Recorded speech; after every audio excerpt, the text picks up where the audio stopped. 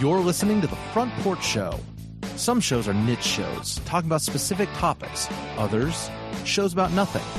This show is the show about everything. On The Front Porch Show, we'll talk about current events, some news, a little bit of politics, along with a whole lot of life. Welcome to Our Front Porch. 1-402-799-1811. That is the message line number. You are live with The Front Porch Show. Another quarantined edition. Practicing our social distancing. This is going to be the quarantined edition till 2022. No. We're going. No. Pretty much. No. I refuse, gentlemen. I refuse. We've got Ozzy over in... You gotta listen to The Who. Over across the way. We've got Jeff with us, and Tombstone is absent. Yep. If you are joining us on YouTube, you may actually have video this week. I don't know. We're going to see if it works. We're sorry if we break your screens. Yes. He's we do apologize in advance for any technical difficulties stare at our us faces too cause. long. Right. Don't stare. The sheer awesomeness will make you go crazy. Well, it's like looking at the sun, guys. You don't want to look at it too long. You kind of just want to glance at it or not. We need another eclipse because I figured out in the last eclipse, if you only stared at the moon, you didn't go blind. Yes. Folks, in case you were wondering, Ozzy is blind. Don't do that. Please don't do that. Guys, 2 more years of this? 2 more years? Well, I saw some article somewhere where they were talking about that. They were like, this is all going to have to continue till 2021, maybe 2022. Between my governor and then Michigan's governor, they are going to be crazy. I think, honestly, I think the last 3 states that are going to be going is going to be Michigan, then it's going to be my state, and then it's going to be New York. I think that's going to be the last 3 states to open up. And the one that probably really only needs it is New York City. Oh, absolutely, yeah. That North Jersey, because everybody commutes to New York City from North Jersey. So y'all got some draconian stuff going on there. And see, so I live in Nebraska. Our governor has merely done strongly worded suggestions. Yes. No requirements, so I guess. How many people total live in your state and how large is it? What is it, 1.2 million, I think? I don't know. And it's bigger than New York. You have the minimum number of representatives, I do believe. So, well, we do. Not we have many. We have 2 senators and 3 representatives. 3. Oh no, you almost have 2 million. Do we have almost 2 million? Yes, it's 1.934. Thank you, Omaha, for swaying those numbers. Now we'll see when these new census numbers come in. You have like 1/8 of the population of my state and about 10 times the amount of land. Yeah. Oh, yeah. Hence, a one-size-fit-all approach doesn't work. Coming down from the federal government would not work. Okay, so guys, into that early on. CNN this week, I think it was Wolf Blitzer, declares on the news, good old Wolf, that the president has no authority, or that the president had the authority to shut down the entire nation with one word. He could have said just shut it down. Word. War. He said we could just shut it down. And then the next day, was it Anderson Cooper? Someone else there was like, wait, what was the word? When he wants to open it back up? I don't know what the word was, but he could shut it down with a swipe of his pen. Remember, Trump has a phone and a pen. No, that was Obama. Oh, wait. Wrong president. Anyways. Yeah. No. Obama had phone, pen, drones. It was actually a pen and a phone, but if we're going to get it in the right order. Oh, that's right. Well, so the first guy, I don't remember if it was Wolf Blitzer or not. Someone said, "Oh, well, he should just shut down the country." And then all of a sudden, when he wants to reopen the country, CNN says he doesn't have the authority to do so. I don't think he does he? What's amazing, I don't think he has the authority to do either. I think that's all state authority, right? Like specifically set up that way. What's amazing is depending on the minute, CNN is either the most libertarian or the most statist organization, depending on who's saying what in the White House at what moment. That's true. Well, it's so flip-floppy, but it's not just CNN. It's really all the news organizations. I mean, True, Fox can be just as guilty because even Fox has turned on him, which is interesting because everyone seems to think that Fox is the figurehead of the conservative right. Well, that's now their flagship news station. It's like now it's a Trump station. That's but they are turning on him some. But I mean, that's the thing. You've watched Fox News get increasingly less conservative to support the Republicans and the president at this time, and you've watched CNN and MSNBC get increasingly more "quote unquote" conservative in the stances they take to go against the president. So you either watch the Fox or the Wolf. Which would you prefer? Neither. The porch. The hard-hitting news from the front porch. Look at that. Look at that. Now, I just want to clarify. We even have a news ticker going on now, so we are all official if you're watching the video stream. Right. It's officially official. We're trying out some things, having some fun. I need to work on some graphics, but trying to best the large companies while they're down. I figure if we can not only have good quality video or audio, we could also have good quality. We can't see you that way. Thank you.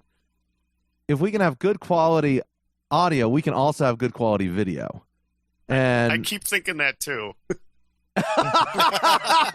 Well, not with your face. No.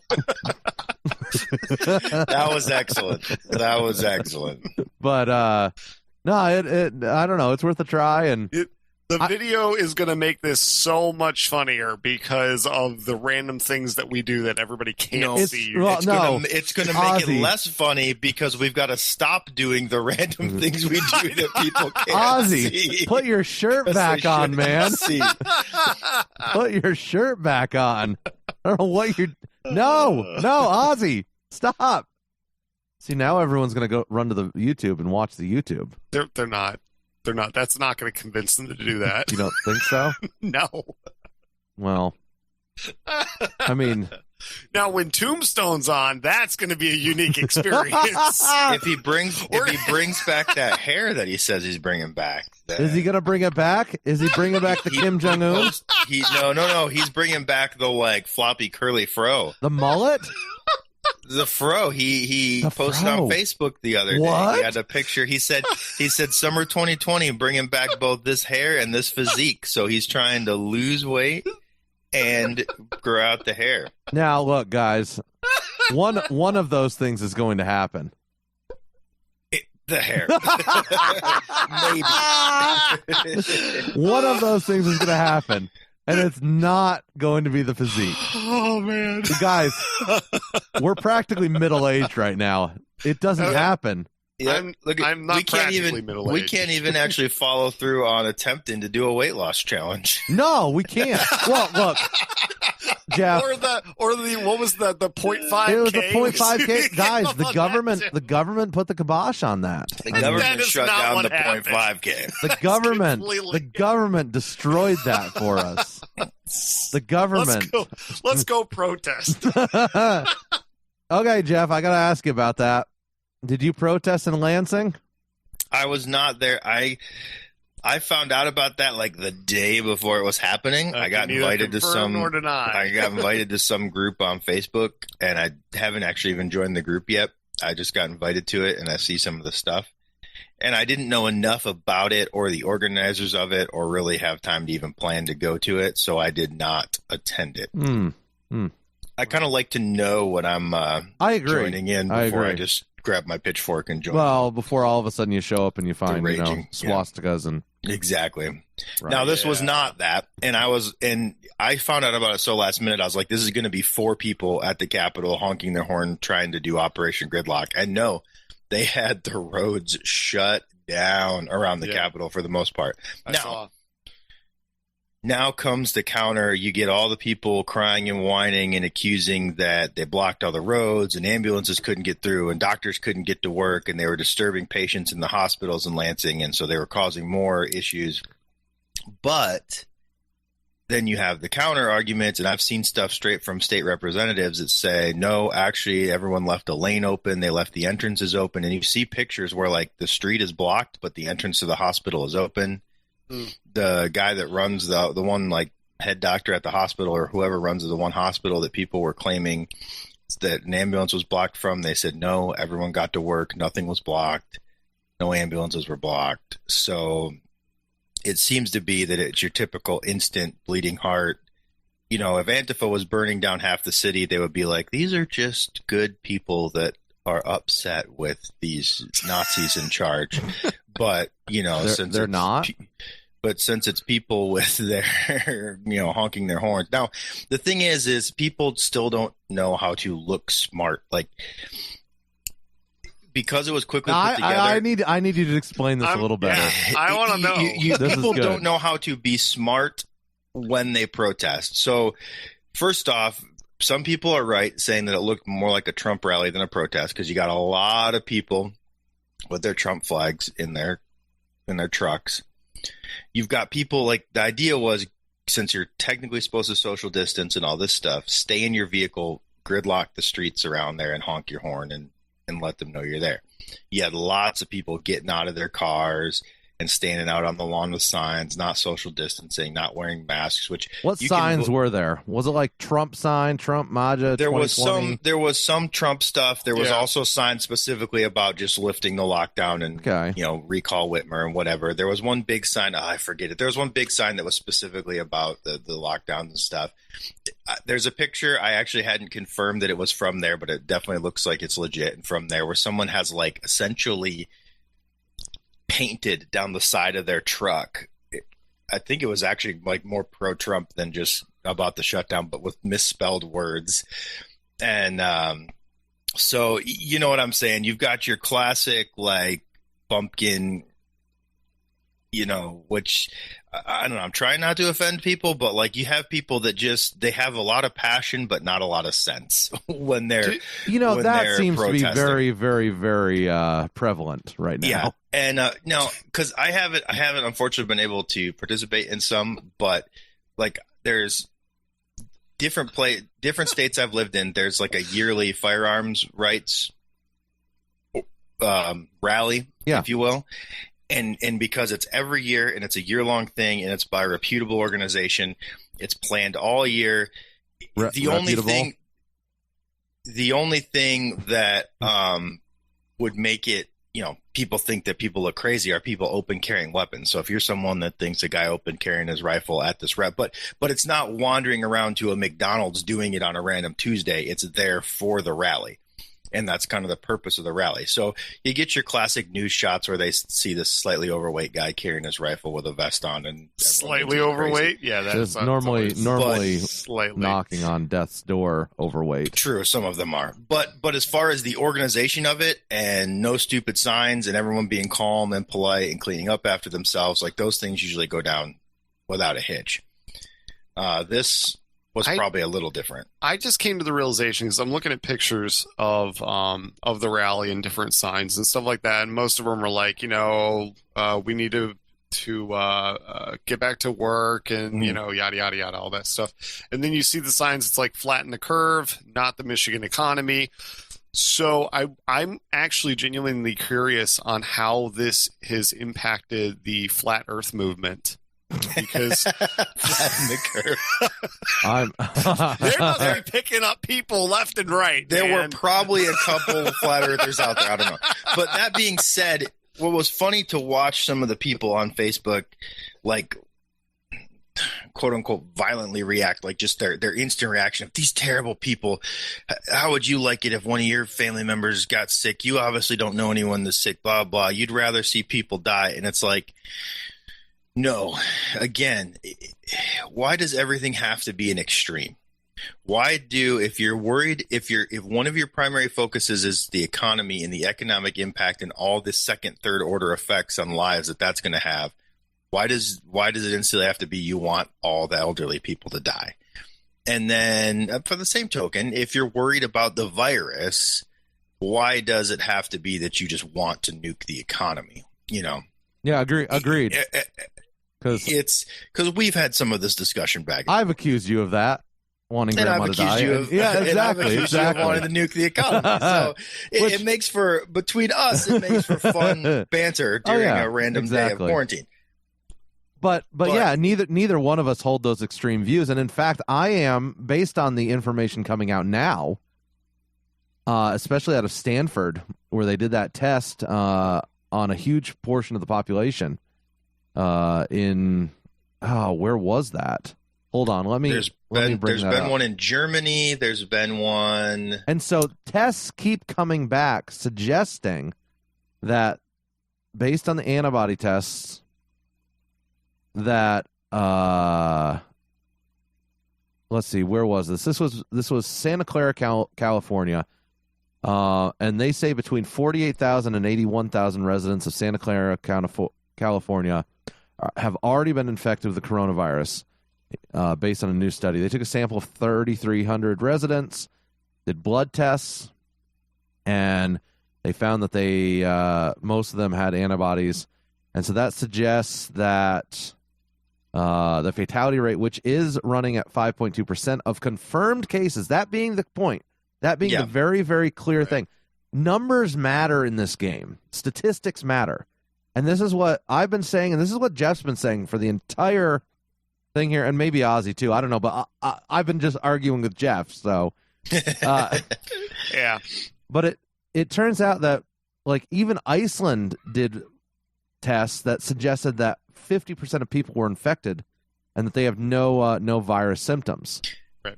And so that would put the death rate down at around 0.12 to 0.2. So not even a percent. Which is right about comparable to the flu. The flu. It swept in fast because it's new. It's novel. It's brand new. So it swept through fast. But in the end, once the herd immunity gets out there, it's probably going to end up kind of like the flu. Maybe, if these studies prove true. Now there are caveats to this. And in this Reason.com article, it says one caveat that a rough calculation applying the Santa Clara infection fatality rate to New York City's 11,000 COVID deaths would imply is that essentially all the city's residents have already been infected with the coronavirus. And this seems implausible, they say at the end of the article. Yeah. So maybe, but what if they have been? What if they have been? The thing is though, you got to consider, Ari, if it's a 2 week gestation period, and I know I'm literally saying the same exact thing. Yeah. It's 2 week gestation period, 2 weeks in New York City. Between I think New York City just alone has, I want to say it's like 8 million-ish or 9 million people. So you got that many people walking around for 2 weeks before somebody shows symptoms. And I think that it's plausible that at least most of those people could have been exposed to it. And now one thing of sheer numbers in the amount of space. That, the other side of this recent article and these other articles proving that basically lots of people have had it and lots of people are asymptomatic, is that until we reach herd immunity, until we have some sort of vaccines, if you want to get a vaccine for it or not, I do not think it should be mandatory. It should be up to each person. Is that because it's a long incubation period and it appears that most carriers are asymptomatic, that also means we can't just say, look, so many people have had it, it's not as bad as we thought, open everything up. Because you are asymptomatic and you may be giving it to people that are higher risk than yourself. Right. So you do have to be cautious of that. Well, again, not extreme. So this article shows that it might not be as overall bad in the entire population as we thought. But that doesn't necessarily mean go back to the way everything was before. But it does indicate that maybe we can start opening things up. And if you're a healthy person that's asymptomatic with no underlying conditions, with maybe some masks and some 6-foot social distancing, you can go back out in the world. So I think the suggestion is like we start opening up businesses. If you're sick or you're at risk, you stay home. Right. That doesn't seem too bad. And distance. So basically what my state is already doing. Your state's been doing that before. I'm just saying. What are you talking about? Basically, that's what my state is already doing, and that is our current strongly suggested argument. That is currently what you moved to Nebraska for. It's true. Social distancing. It's true. As I said, I'm a half mile from my closest neighbor, and I like it that way. I like it. Yeah. Now, this is still the opening segment, and it's gone on a long time, so we probably got to get out of here at some point. But we don't want to talk about the virus this whole time. It would be interesting to at least mention, though, maybe when we come back in, again, the weird conflicting information we're getting from things are getting worse, and we've got to increase the lockdown severity like has happened in Michigan. Well, at the same time, hospitals are literally laying off people because they're completely empty. So which is it? Also, at the same time, you have Texas is going to start opening back up next week. So actually, I guess it'll be this week when this comes out on Monday. Yeah. So when we come back, let's talk about reopening. Let's talk about the states still locking people down, wanting to increase the lockdown. Hey, we'll be right back.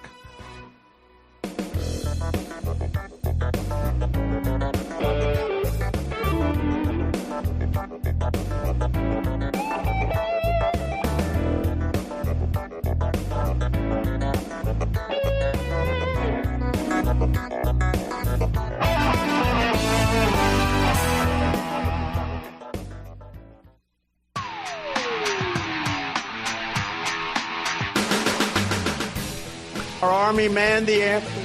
It ran the ramparts. It took over the airports. It did everything it had to do. And at Fort McHenry, under the rocket's red glare, it had nothing but victory. It may get bigger. It may get a little bigger. It may not get bigger at all. We'll see what happens. But regardless of what happens, we're totally prepared. Thank you, Donald. I'm glad to know we're totally prepared. Are we, though? We're not. Guys, so we've discussed the fact that some of us are in more draconian states than others when it comes to this whole lockdown stuff. What's going on in your states? I mean, is your state like trying to enact more stuff to lock down, or are you locked down enough? I mean, I don't know. I guess they're currently not enacting more, but at the beginning of this month, when they extended the stay-at-home order, they also increased it. My guess for my state would be they're going to start opening stuff in June. That would be my guess. That's so long. Okay, so Texas is supposed to be reopening the next week? Yeah, they're supposed to start reopening a couple things. They are going to start with keeping people social distancing. They're going to start opening up the parks, and I think a couple of different businesses. Okay, so it's kind of a soft opening, rather. Oh, yeah. It's very small. It's not a whole lot, which it is a start. So, but they still want the masks on. They still want the social distancing, but it's steps to get things reopened. So we have a mall here in Nebraska that is still going to the mall. Well, an outlet mall, whatever. What do you call those? Like where all the ladies like to go shop with all the stores, but all the access from the outside, and it's like that would be an outlet mall. Yeah, there you go, an outlet mall. Did I say that? I think I said that. You said a mall. You said a mall. Hi. Nebraska has an outlet mall that is opening this week, and the owner was like, I've had enough. Done. Yeah, but you guys aren't like forced to stay closed, though. No, we're not. No. It's only suggested. It's a strong suggestion. So just about to be mauled by a dog. Yeah, this is in Gretna, Nebraska, over near Omaha, and they are planning to be one of the first malls across the U.S. that are fully open. Interesting. And I bet people are going to be spending money like crazy. Are they though? I do you don't think? Know about that. What are the unemployment numbers right now? Actually, Yes, because they all just got their stimulus checks Right, and that's what I'm don't saying. understand how that should be being used. And so they're like, Exactly. on the John Ralphio from Parks and Rec. Exactly. I'm flush with cash. And they're just going to the store. And you like that? That was pretty good, actually. I like that. That was really good. I was impressed. I thought I was really going to screw it up. Yep, we did But, too. but yeah, so they're just rolling in the dough, just dollar bills everywhere. Dollar bills, y'all. And so you're right. They may be burning a lot of cash in the next week or two. That's what I'm saying is you have people that have not been able to spend money on things that they like. Amazon and now Prime, they have cash and they're going to do it. It's the same thing with you have when people get back their check from taxes, if they get anything back from their tax refund. Return. Refund. Yeah, refund's kind of the refund means want. the same thing. It means the same thing. Same difference. You have people that use it wisely, pay whatever they do, hold on to the money, but I would say a majority of people that I have seen and experienced just personally at work go out and they just spend it because they have the money. Now, if you've, in defense of that, if you've kind of budgeted and done fine and you're saving all year and everything else is all on track all year, right? And that money comes in as like an quote unquote unexpected, $1,000 all of a sudden, boom, you get back. So you go burn it on some small house project you want to do because it's outside of your normal budget and you have everything you need. Then that's part of the reason a lot of people do that. But there's a lot of other people that need to hold on to extra money. Yeah, exactly. Yeah. And I hate to say that a lot of people are just, it's very questionable spending. And this is why, like, government stimulus stuff, they complain about, there's an article here, and the article was very light on details, and I needed to dig deeper about supposedly the cuts and bailouts and stuff that richer people are getting that aren't getting the direct cash. But it drives me nuts when I see people complain that, all these lower income people should get more. When I seem to see a like you said, I see all these people go out and burn it, and it usually seems, this is anecdotal evidence, this is not an official peer-reviewed study, that the people who need the money most are the people that are going to go burn it at Home Depot or whatever, instead of paying the rent, paying the bills. Like I was against, this is not going to win me any fans here. I'm probably the most hated person on the show. I was against the idea of a stimulus because in principle, that's not the government's job. And all they're doing is taking your money to give your money back to you, or just printing money out of thin air, which is going to devalue the dollar. So either way, government stimuluses or stimuli, whatever, don't work. That being said, if they're going to give you the cash, you should use the cash wisely. And especially if you're getting the cash for the reason the government states is, well, everybody's out of work. This is their claim. This is a dramatic situation where everybody's out of work. People need to pay their bills. We don't need the whole country going bankrupt. So we're going to give you some money. Well, then use the money what it's for. Pay your rent, pay your bills. But here's the other side of it. And here's the warning for everybody, is at the same time the government's giving you a little cash to pay your bills, a lot of people are stepping up and being nice and deferring, or the government is putting laws in place to do this for them. They're deferring car payments. They're deferring rent payments. They're deferring loan payments, whatever. And so people are going, sweet, I don't have to pay my rent for the next 3 months, and I got this cash. So I'm super rich. And it's like, you don't have a job, and your rent or your mortgage is still going to come due. So still pay it. You got that's what you have to look at. You can't be short-sighted in it. That's the problem. Is a lot of people are, they're very what is it, like house poor, where it's like, okay, you have your house and everything, but you're barely making it. Mm-hmm. Yeah, you're living paycheck to paycheck. And with that, I'm not saying that that's a horrible thing, but you got to be careful with the money. And now it's like, okay, all of a sudden you're getting deferred, you're getting all of these things. You got to be ready before payments to come, because it's going to come. So just, be really careful, be very wise with what you do, hold on to it. If you don't need whatever it is, it's not something that's an immediate need, just hold on to the money. At the very least, it can burn a hole in your pocket, and then you won't have to, be in trouble later. So I'm actually going to disagree with you guys. Oh, well, ooh. I know. I think I know in the way that you're going to disagree. And I believe that you should not be saving the money. I believe that you should be turning it into tangible items. Okay, that which is the other thing I was going to add. Could be potentially sold in the future if you need to.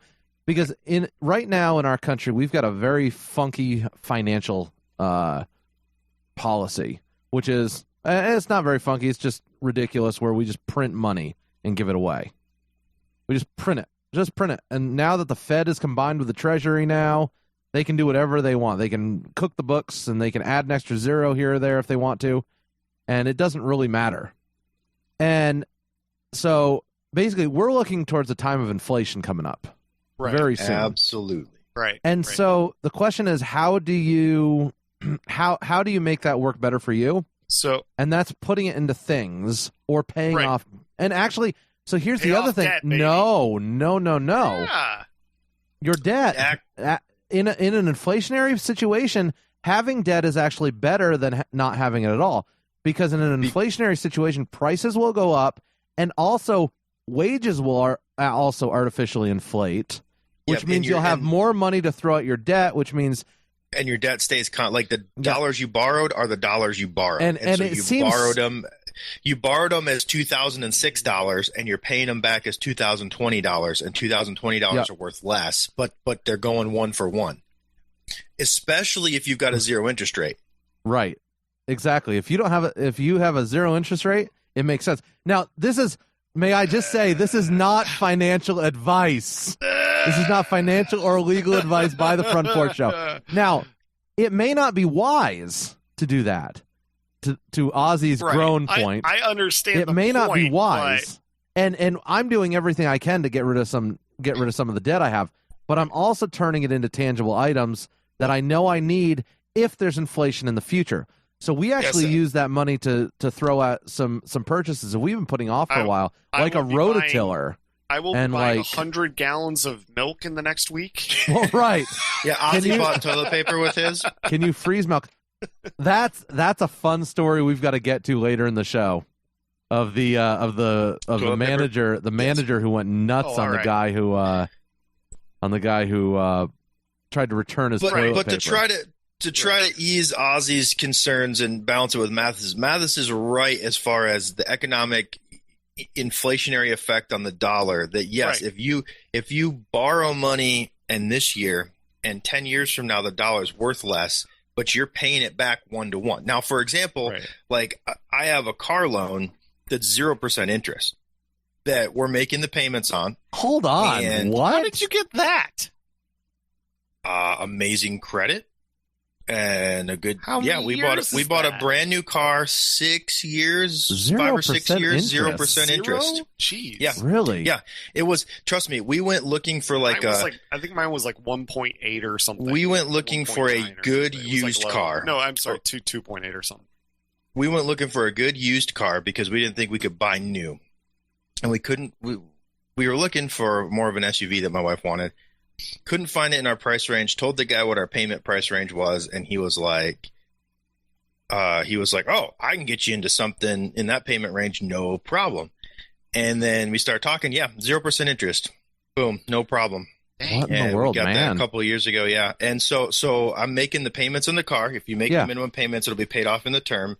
Yeah. And it never makes sense to throw extra money. No, it doesn't. Because A, they're letting you stretch your payments for no cost. Right. B, the dollars you pay back farther down the road are worth less than the dollars you bought it for. Right. So that it's now when you're paying almost 10% interest on a student loan or something like that, all of a sudden it's dumb not to pay it off. That 10% interest, the inflationary effect is not going to make up that interest cost. So that's where you need to pay it off sooner. If it's something that is a low interest rate, super low interest rate, great. If it's credit cards, which I think most credit cards are going to be above 17, if you don't have 0%, if you don't have 0% on your credit cards, Yeah. Then so pay that that's my gist is get rid of the bills that are going to come that are going to bite you. And get rid of those. And which would be make sure that you can pay your loans. bills. Make sure you can pay your bills. Right. Like, don't be blowing the money if you have to pay your bills. Right.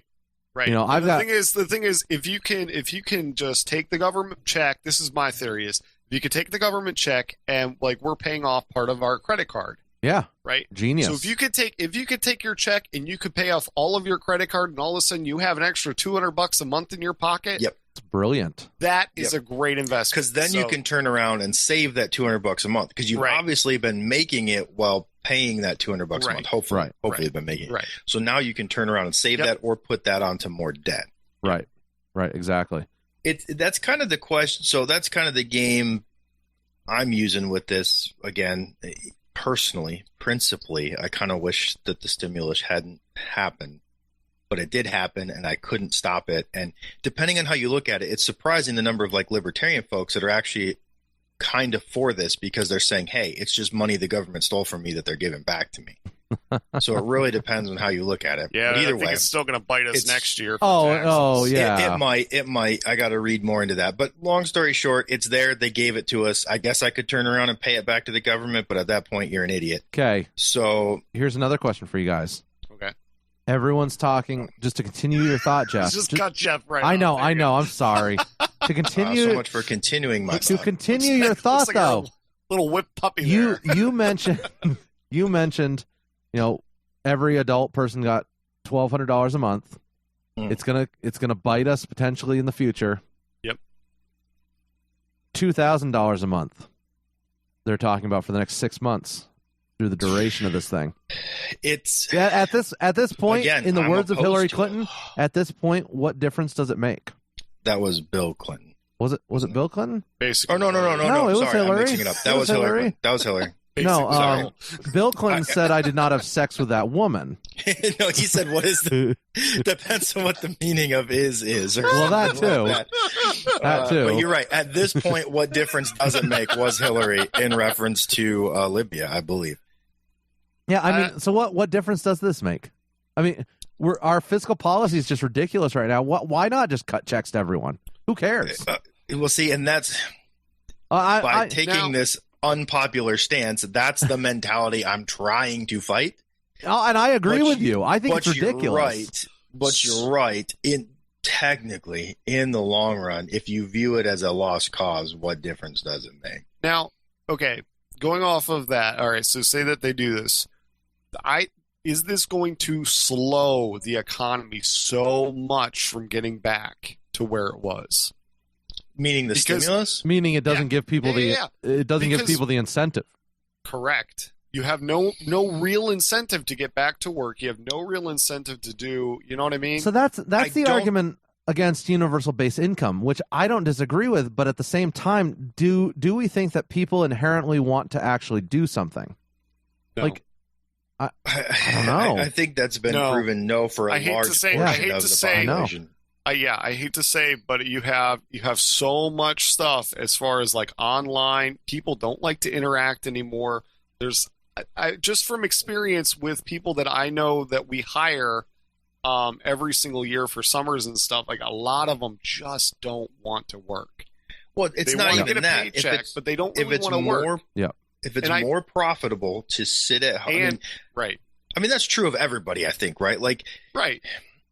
At times we enjoy things we're doing, and so we kind of want to go to work. But long term, if you could get your paycheck and just work when you want to on what you want to, I think everybody would. If we're being honest with ourselves, everybody would like that. Some of us obviously realize the moral failings in, taking money but not doing anything to earn it, et cetera, et cetera. But you're right. It's like some of the unemployment stuff. For a lot of these people, it's more profitable to sit on unemployment than go back to a job. Now, just horribly frustrating. For the number of people that are out of their jobs, the stimulus, $2,000 a month would not replace. It wouldn't replace all work. No. My income. And so not at all. So yes, I would want to go back to work.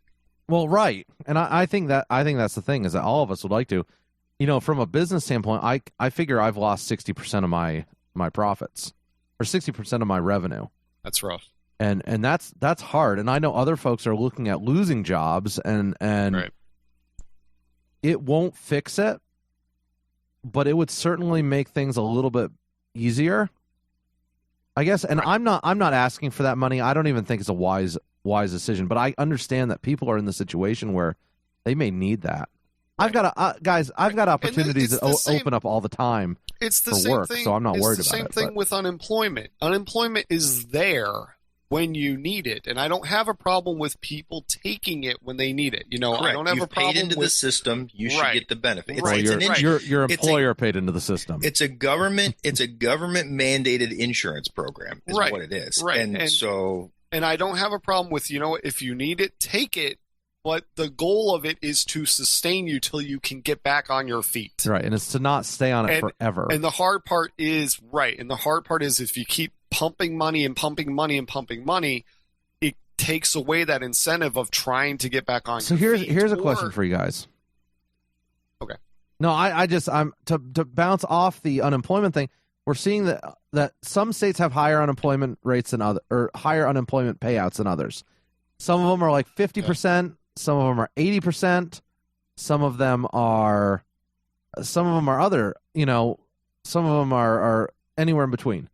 Now the problem is that you've got like these 80% states that all of a sudden the government is adding an extra $600 a week to those unemployment. Yeah. And you've got people who are literally making more on unemployment right now than people that are essential workers. Right, and then people who are essential workers. Right. I mean, I haven't had the luxury of... Just Jeff left channel and disconnected. Oh, we just lost Jeff. I haven't had the luxury of...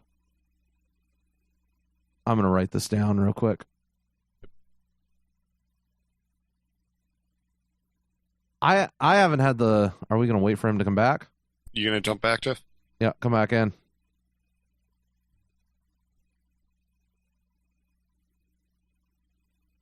Come back to us, Jeff. Just Jeff entered channel. Just Jeff left channel and disconnected. Okay. Just Jeff entered channel. Hey, you here, buddy? Mumble like crash. Yeah, that's okay. Cool. So the last thing I heard was to bounce off this. So I went into the whole that people are being paid $600 extra a month, $600 a week, in addition to their unemployment. So like if you're in an 80% state, you now get 80% plus $600 on top of that, and a lot of people are making more than what they were making before. Yeah. Anyway, so. Are we going to try to cut this back? Yeah, we're going to cut it back in. Okay, so where are we going to cut in from? So where I was, right here. So I don't have the luxury of not working. You got some people who are, and I don't even consider it a luxury. You've got some people who are staying home, who want to stay home because they're afraid of going out because of this virus. I don't have that luxury. Neither one of you two have this luxury. I mean, not for very long. No. No, we don't. And it's like, yeah, I'm staying home as much as I possibly can. But even from a business standpoint, as a business owner, I lose more money by putting people on unemployment, which is probably going to happen, which the unemployment insurance rates are probably going to go up anyways. Probably. Because everyone's putting people on unemployment. And so, like, from a business standpoint, I've got to calculate, is it smarter to furlough everyone? Or is it smarter to maintain? As I said, I'm losing 60% of my revenues right now. And is it smarter to maintain? Now, I was one of the lucky few who got in on that paycheck protection program, which scary as all get out. More printer dollars. More printer dollars when they cut me a rather large check to keep all my employees employed for the next 8 weeks.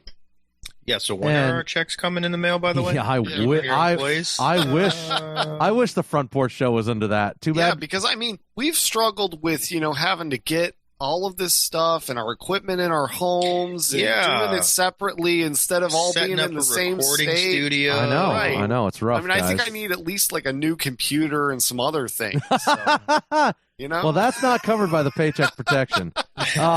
So I want a new job then. Yeah, right. So I mean, how much is unemployment off of $0 a week that we're investing? Well, $600. $600 at least. $600. Hey, all right. $600 on top of what you would get. So I'm going to file my unemployment for this show. Right. But unemployment. Lay me off. I'll be a guest host. Speaking of unemployment, I just looked up the numbers. So this week, U.S. Has 22 million unemployment claims this week. Yep.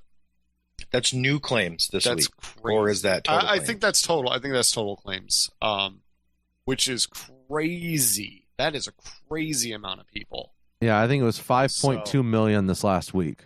Yeah, 5.2 claim, 5.2 million claims. Yeah, that's 22 million total so far. And a lot of people aren't even getting their benefits right now. Right, because they're having trouble with all the websites and everything else. It is going to take years. So how many people do you think are unemployed because of unemployed? Oh, my guess would be 22 million. Like, no, but how many people aren't guaranteed a job when it all comes back together?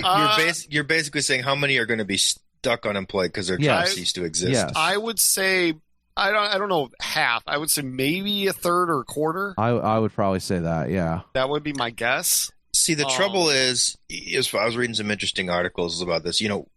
One of the things that has allowed economies in modern time to grow at the rate that they're growing is specialization of skills, right? So back in the day, and I'm talking like Dark Ages day almost, everybody was just like a subsistence farmer, and then there was some royalty that had all the gold or whatever, Right. And everyone kind of tried to do their own thing, make their own clothes, grow their own food, et cetera, et cetera. As we got into specialization of labor and monetary systems, now this guy doesn't have to worry about growing food. He makes clothing, and he sells the clothing or trades it with the guy who makes food, et cetera, et cetera.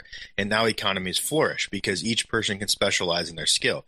We've reached a point, though, where bartering has come back into play. Well, almost every single, you know what I'm saying? Like every single job, especially since people are kind of with credit and everything else, it's easy to live paycheck to paycheck because if you know the next paycheck is coming, you can keep living at a higher level of living, a higher standard of living than you technically can support, as long as you know the next paycheck is coming. And so everyone is kind of in this paycheck to paycheck cycle, and the waiters are dependent on people buying food at the restaurants, who are dependent on people being able to work their job at, the Walmart, who are dependent on people being able to work their job at this store, at this store. So every single job is dependent on the other job paying their people. And when this shutdown happened, everybody laid their people off. So it's easy to think, when this is over, everybody will go back to work. The trouble is where do you restart the demand cycle? Because everybody's out cash now, and that's what the government's trying to do, although I don't think it's going to be effective. And that's why I think what's going to take so long to spool up is you're going to have the few people that could financially survive this. They're going to keep buying stuff in certain sectors, which will increase the demand in those sectors, so those people can go back to work. And it's going to be a slow spool up. It's going to be. I think it's going to be, and we're seeing this with farmers right now. That there's a very a lot lower demand for food items just because restaurants are not up and running. Okay, what's that, guys? They're dumping milk. They're killing chickens. Let's come back. We got to take a break. Let's come back and talk about that. I want to talk about what the current effects of this are on people, like dumping the food and stuff like that, because there's some crazy stories going on out there right now about that. And that'll be our last segment for coronavirus. And then I'm done with Corona. We're beating this with a dead horse. We've beaten the horse with another dead horse. And we're going to do it again in the next segment. Be prepared.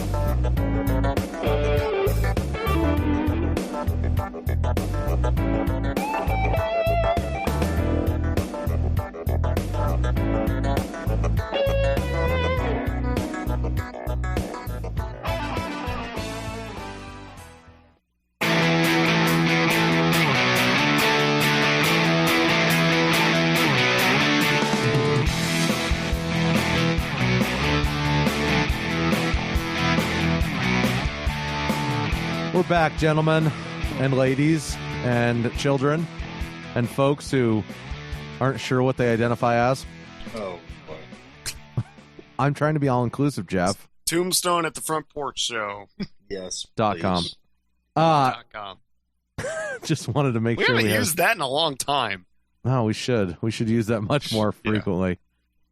So, restaurants, guys. A couple weird things are happening in restaurants. So, I see this thing that came out the other day on Twitter. Restaurant owners were screaming that don't go through Uber Eats and stuff when you're ordering from a restaurant right now. Okay, because they take a 25% surcharge from the restaurant or from the restaurant. Jeez. Yeah. Now, okay, then restaurant don't partner with Uber Eats. Well, yeah, agreed. And so they're saying, "Oh, buy straight from the restaurant right now." You don't have to allow the Uber Eats or the DoorDash to partner with your restaurant. You probably have to have a contract with them, and they're in the middle of the contract, so they can't pull out. That's a good point. That's probably what it is. And they signed it when times were good, and now they're trying to torpedo it. It didn't really matter, and all it made is more sales. Yeah, now that it does, it's coming back. That makes sense. What's funny is if you order directly from like Chipotle through the Chipotle app right now, they're doing free delivery for this month. Ooh. They send a DoorDash person. Now, are you getting it with or without the romaine? Man, you guys. I do get the lettuce, but you guys so here's much. the deal. So we ordered last week. We got some Chipotle, and we just decided to have it delivered. Fancy restaurants. And we did it straight through the Chipotle app. It's a freaking taco place, man. It's not a fancy restaurant. Dude, but they're good. They are. Never mind. Never mind. Jeff's like, I'm not talking now. Talk to us. I'm not talking. I'm not talking over you two arguing whether Chipotle is fancy or not. Come here, talk to us. Come here. So, what was your question about Jeff, restaurants, Mathis? Come back, Jeff. Jeff.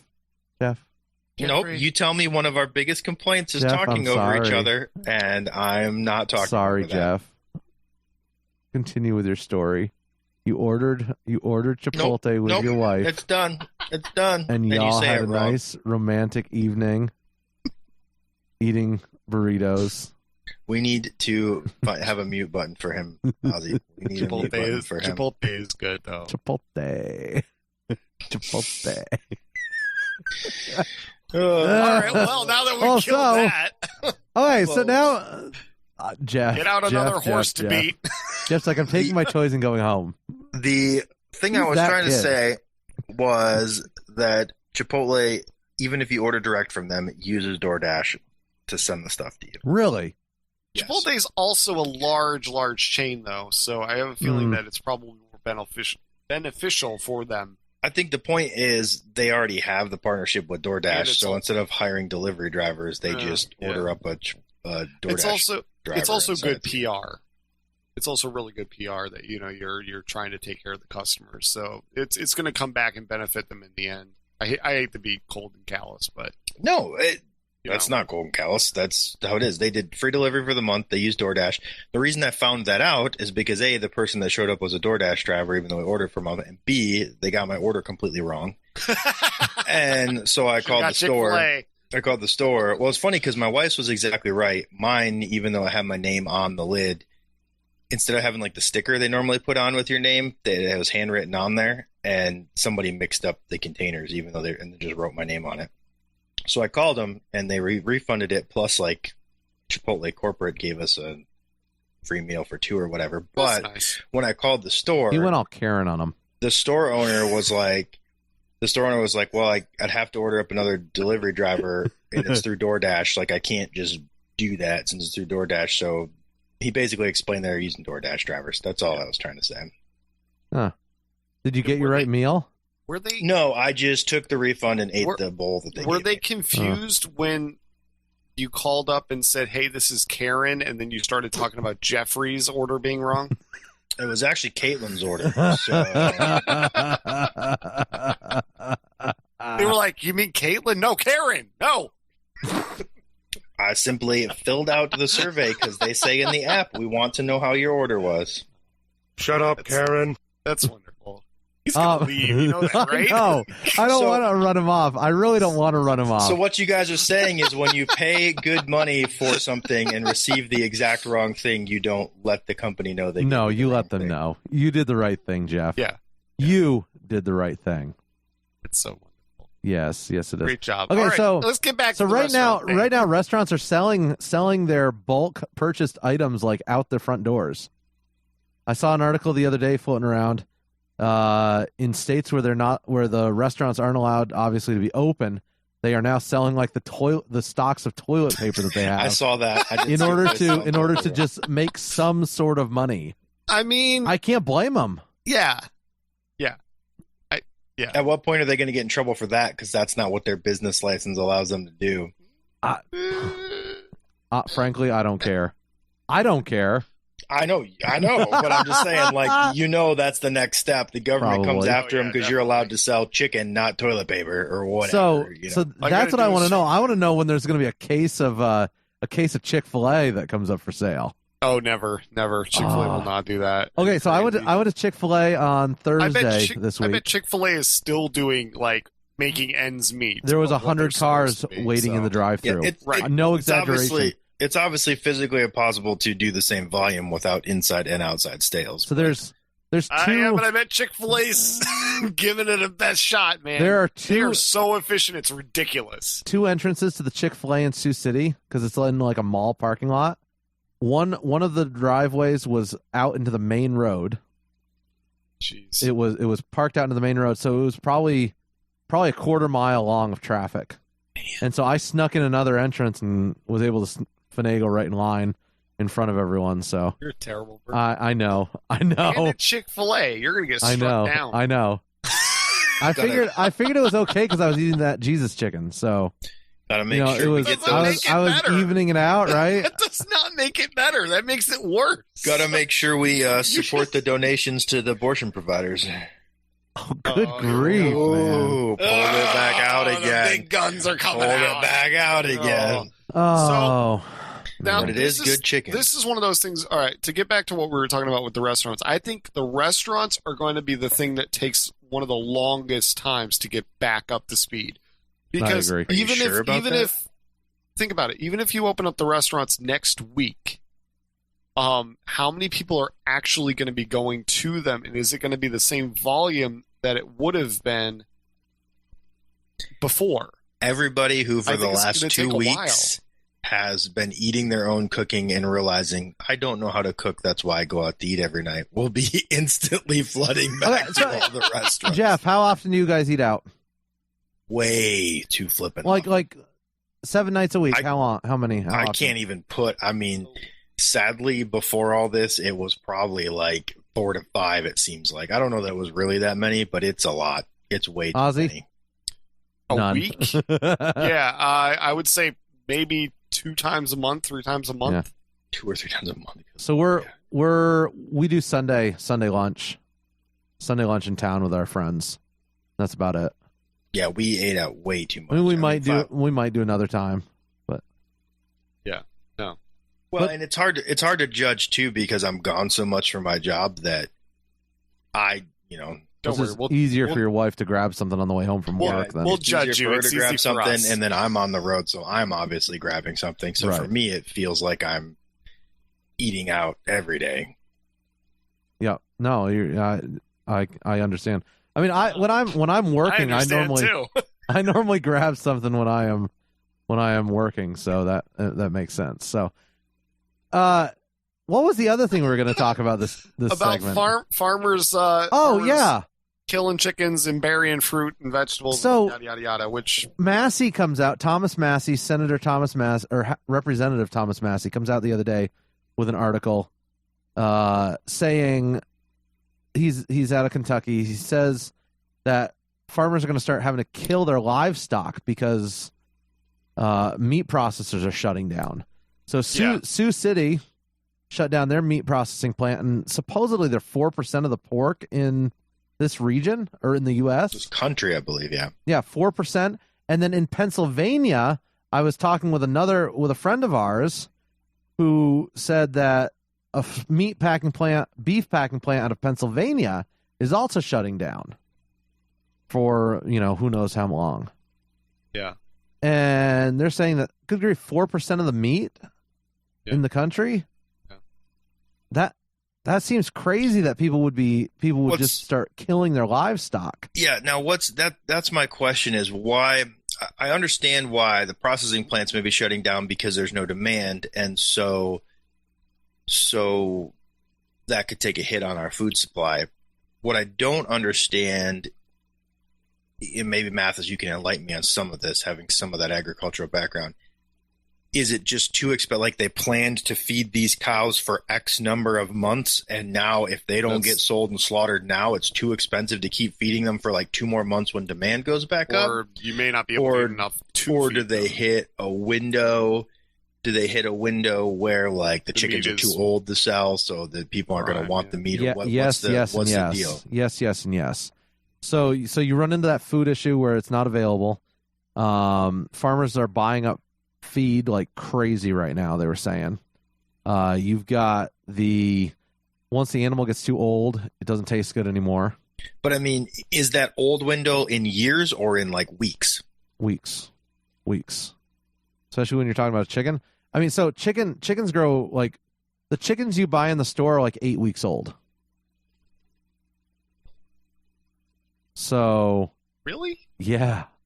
Wow. I would have guessed that it was like way longer than that. Maybe 12 on a big chicken. No. Yeah.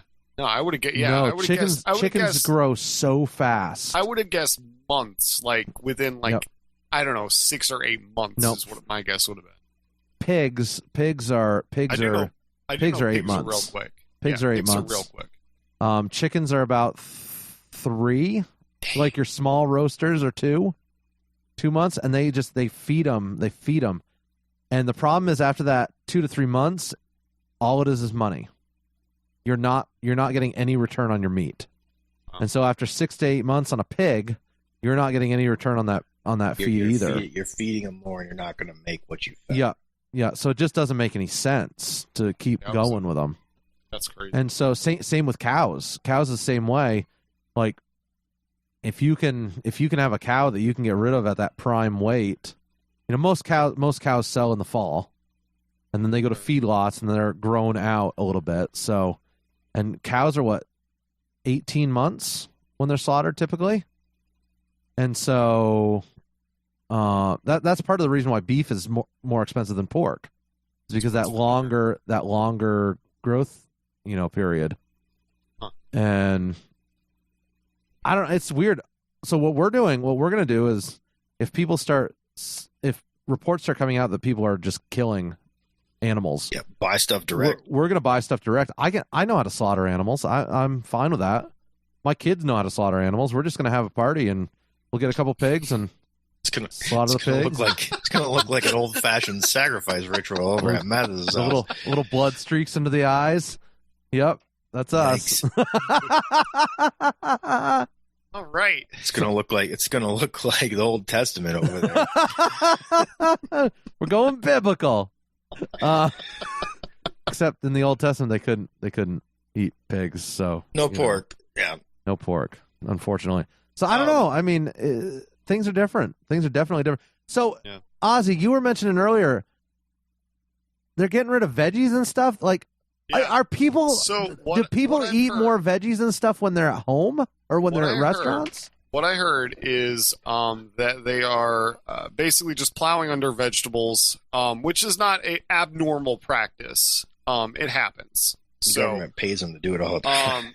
Right. But anyway, so what I've heard is that they're plowing over tons and tons of veg because they cannot get them into restaurants.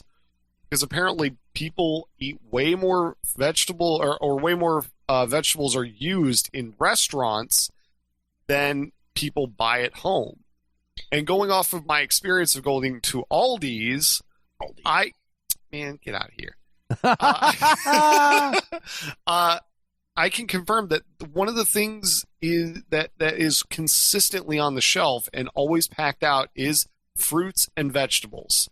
And I think people just don't like them or don't know how to cook them, or I don't know, but yeah, apparently restaurants are a huge part of that market, and people at home are not cooking as much vegetables. Weird. So, well, I'm trying to think through. So, I think part of it may be. I'm just trying to think this through for myself. Like you asked me, and the number I gave you for even like how many times we eat out is probably high, but we eat out way too much. But since this has started, we've been mainly eating at home and making meals, eating lots of leftovers. So we've been eating at home a lot more. One thing you get a lot of times, this is more sit down than fast food restaurants, but a lot of them always come with some sort of side of veggies and some sort of salad. And a lot of times, right. So let's say you go to that sit down restaurant for lunch. You decide to go to Chili's for lunch. Even the lunch meal you get is going to come with some sort of salad, some sort of side veggie. Okay. When you're at home and you make lunch, you're usually like, I'm going to slap a sandwich together and maybe have some chips. Like you're not making 3 courses for your lunch. So, at least from my experience. So I'm wondering if that's playing into it a lot. It's not that necessarily people don't like them or don't know how to cook them. It's that they're eating a lot more relaxed meals than when you're going out to eat. You're not eating a salad with every single meal. You're not preparing a veggie with every single meal. You're maybe doing it with your dinner. See, I see that as being a cultural shift, though, from the early 90s or mid 90s or early 70s, 80s, whatever. Where you have people that are eating out a lot. And so you don't have, like when I go to Walmart, for instance, I go to Walmart and right now they're out of a lot of things. But all of the stuff to make your own meals is completely available. Well, if you're making meals from scratch. Convenience, but correct. People are going for the fast stuff first. Right. You can't find pizza rolls. You can't find, all of this other like instant foods, quote unquote, in the restaurants, in grocery stores. Those are the stuff that is scarce. And I think it's because people do not really cook. Correct. And they don't want to take the time to. Their cost-benefit analysis is, I've got so much more going on in my life. Because I want instant food. They have to watch their 8 hours of binging. Correct. Okay, what's with that, guys? They need to get to Tiger King instead of spending the time to cook. 8 hours. They did a test. If you got nothing else to do. They did a survey to figure out. I don't even know if it had to be a survey. They probably just asked Netflix. Now, here's a question. It's a lot of knowledge. And maybe you're going to give me the details here. Do it. If it's just statistics from Netflix without doing a survey, how many people are just in their house all day doing laundry, running around, doing this, doing that, and Netflix is just running in the background on The Office? I don't know. I don't, because that could pretty much accurately describe. I don't turn the TV on though. I want to say though, where stuff is just running, but you're not actually watching it. I want to say though, if I remember, and I'm going off of not facts here, but my memory, which is probably not great. I thought it was somewhere in the 4-hour range per day before all of this. Yeah, I want to say it was like in the 4-hour range of people binge watching about 4 hours per day, and that's with having jobs, having school, and everything else that they're doing. That's crazy. So I was for the sake of the show, when I saw this article, I started thinking through my consumption, my TV consumption. And TVs. What's that? Well, yeah, I eat TVs. There's vegetables out there. My streaming consumption. And I was thinking this through, and I think, like, at most 3 hours. And it's normally at night after the kids are in bed. It's like 9 o'clock to about midnight. So it's sometimes shorter than 3 hours, but the most is typically 3 hours. And I might watch something during the day with the kids. Like we love to watch How It's Made. Oh yeah, that's good. And so excellent. I make a claim that it's educational, and that makes it not binging. And so we did that for like an hour yesterday while I closed my eyes and attempted to take a nap. And that never. So I mean, we got 4 hours yesterday, or I got 4 hours yesterday. That's a long time for us. Yeah. Because we have stuff to do. And I was home all day yesterday. Do you guys realize that Andrew Lloyd Webber is offering they're offering all of his plays on YouTube for free right now? They're Broadway musicals, they're not plays, get it right. Jeez. We watched Some people's kids. the 25th anniversary of The Phantom last night. I was really disappointed because we own that one, and I thought it was going to be like one of the actual stage plays one. I didn't realize it was going to be that one. Is it good? It's a live stage play at Royal Albert Hall. I know, but it was the 25th anniversary edition. They changed a few things for it. Are they actually doing? It was really good, and they did an encore. Excellent. They did an encore at the end where they brought back essentially all the living Phantoms. Yes. Except Michael Crawford did not sing. He didn't sing, which I told Caitlin I'm suspicious. Has something gone on where he's old enough he can't do it? No. It's because he came at the time that they were doing. I know a lot about Phantom of the Opera. At the time that they were doing the 25th anniversary edition, he was in a different Broadway play. See what I did there? Yeah. He was in a different Broadway musical, and he had just come from that. I knew that they brought him in last second. Which is why he looks so winded. And I think there was like some obligation that he had to the other thing, which made it so that he couldn't really do the singing and things like that. Because I was bummed, because I wondered why they didn't have him sing. Because they had... Andrew Lloyd Webber's wife, the original Christine Daae, they had her sing, although she did not impress me. Sarah Brightman, yes. Her name escaped me for a second. She honestly did not impress me with her rendition there at the end of that. The girl playing Christine in the actual play was definitely better, unfortunately. What plays have you guys seen in New York on Broadway? In New York? Yeah. Phantom. None. You saw Phantom? Oh. Yeah, I saw for some reason I thought Ozzy would have seen several.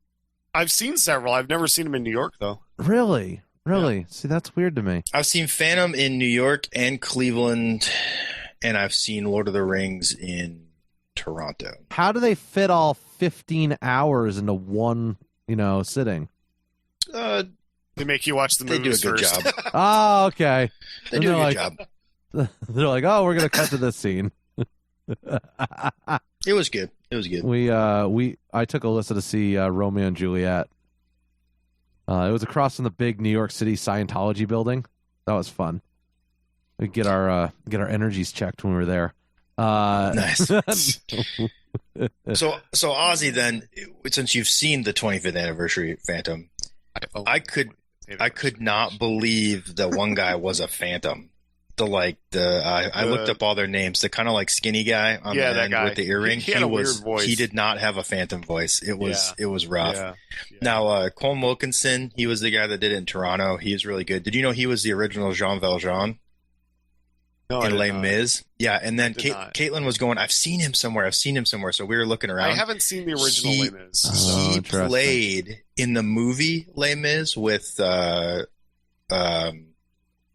Russell Crowe and Hugh Jackman. Hugh Jackman. Colm Wilkinson played another role. He played the bishop something in that. Oh, so yeah. He I thought it's funny. Like, I wonder what it's like for the original Jean Valjean to watch Wolverine play Jean Valjean. Yeah, but let's be realistic. He is so good. Oh, at musicals. He's great. He really is. The Greatest Showman was really good. What's super strange is if you watch him in Oklahoma. I have not watched that. It's kind of bizarre because he has to be like very hick, I guess, because it's Oklahoma. So it's very funny. That's funny. I might have to check that out. So yeah, you can find that one on YouTube. You just look it up. Huge Ackman. So I don't even know where to go from that. I don't even know where to go from that. No, this is a great segment, guys. I was like, we're talking about streaming. And this time on NPR. Unfortunately, my wife's probably going to want to watch Les Mis next. And while it is good, it's just not on the same level as Phantom. I bought Les Mis for Alyssa for her for Christmas. The movie with Huge Ackman and Russell Crowe, because Gladiator versus Wolverine. That's right. Yeah, that'd be a good fight. I'm not gonna lie. Two completely different universes. Yes, let's do it. Marvel will find a way to do it. What are you talking about? So speaking of binging, I started watching the McMillions documentary, which is fascinating. It's about the McDonald's Who Wants to Be a Millionaire and Monopoly money. mean? Well, no, so they ran two different games during that period of time, which was Monopoly and Who Wants to Be a Millionaire, and it turns out that the entire thing was a fraud.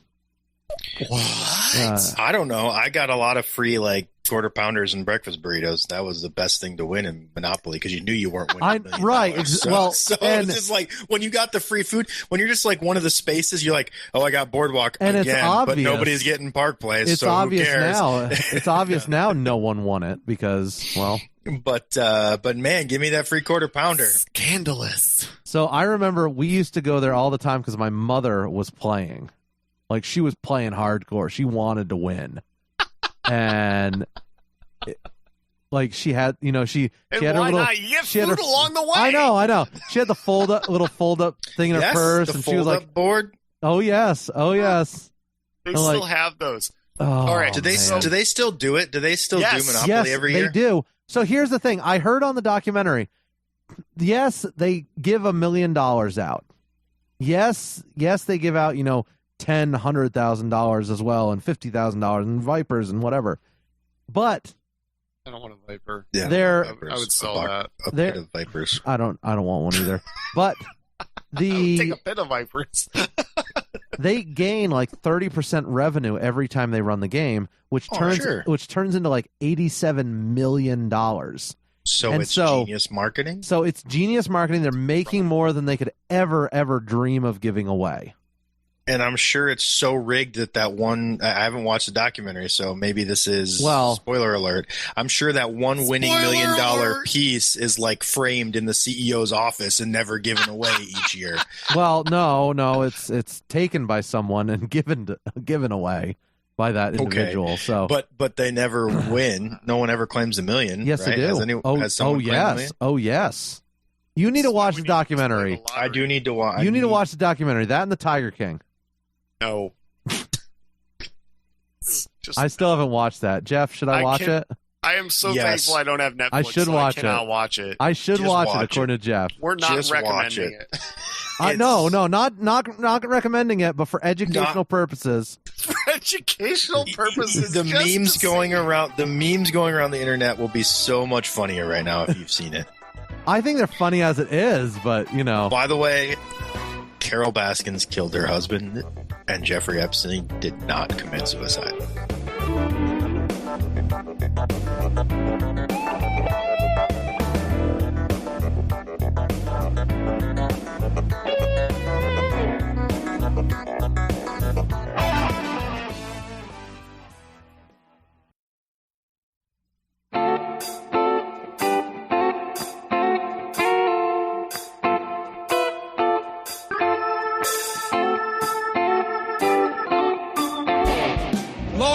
Thank you for my smoking hot wife tonight, Lisa. That was a non-gendered person, Ken, and you just gave it a gender. I tried this one chili and it set my mouth on fire, and I had to drink a 2-liter of Mountain Dew. All right, leave this guy alone with his poor, constipated poops. We're going to come back and talk about politics. That's what really matters here.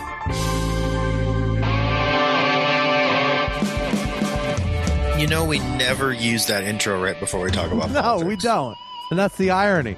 And if anyone has any complaints, they can email tombstone@thefrontporchshow.com. But it is nice to have Tombstone's voice with us if Tombstone himself came with us. It's true. And I mean, we may not be talking about politics, but we're talking about the French, right? What? I missed that. The French. It's true. The French. Is that a key for me to start talking about this? Yeah, what happened in France? Okay, what are we talking about? We're going. It probably involved a white flag. So, it actually... It kind of does. Here we go. Or all right, let's get into it. So, there was this man who was a Frenchman, nonetheless. Jean Valjean? And no, sadly. Wrong article. Oh, whoops. So this man had a a terrifying joyride. His friends decided that this 64-year-old man would enjoy going on a small jet ride. It was a Raphael Mirage.